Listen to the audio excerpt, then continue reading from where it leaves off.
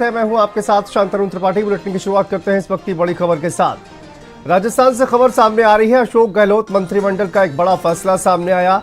राजस्थान में होगा जाति आधारित सर्वेक्षण। सामाजिक न्याय एवं अधिकारिता विभाग का ये आदेश, जाति आधारित सर्वेक्षण को लेकर आदेश जारी किया गया। तो देखिए, राजस्थान से बड़ी खबर सामने आ रही है, जहां पर अशोक गहलोत मंत्रिमंडल का ये बड़ा फैसला, सामाजिक न्याय एवं अधिकारिता विभाग का यह आदेश, जाति आधारित सर्वेक्षण को लेकर आदेश जारी किया गया। बड़ी खबर सामने आ रही है। राजस्थान से अशोक गहलोत मंत्रिमंडल का यह बड़ा फैसला सामने आया।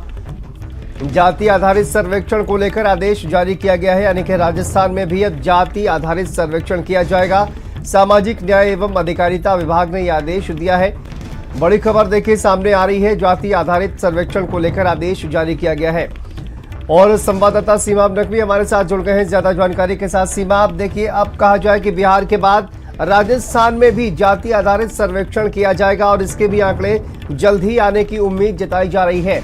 यानी कि पूरे देश में इसकी शुरुआत खासकर विपक्षी दलों की जहां पर सरकारें हैं वहां पर लगातार जातिगत सर्वेक्षण को लेकर इस तरह की जो जानकारी है वो सामने आ रही है। देखिए, जाहिर है कि विपक्ष के पास जातिगत जनगणना का मुद्दा बहुत बड़ा है और 2024 के चुनाव भी नजदीक है।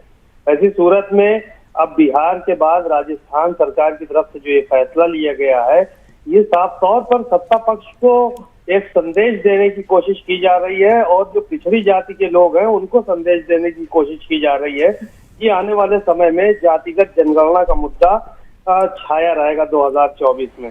शायद यही वजह है कि लगातार जातिगत जनगणना की बात हो रही है, क्योंकि जो फोकस है विपक्षी दलों का वो सीधे बैकवर्ड पे है, पिछड़ी जातियों पर है। तो इसको लेकर तमाम जातियों में जो है वो सर्वेक्षण कराया जाएगा, जातिगत जनगणना कराई जाएगी। क्योंकि राजस्थान में अशोक गहलोत की सरकार है, कांग्रेस की सरकार है, तो उनके मंत्रिमंडल ने इस बात का फैसला लिया है कि वहां पर भी जातिगत जनगणना अब जल्द से जल्द शुरू होगी।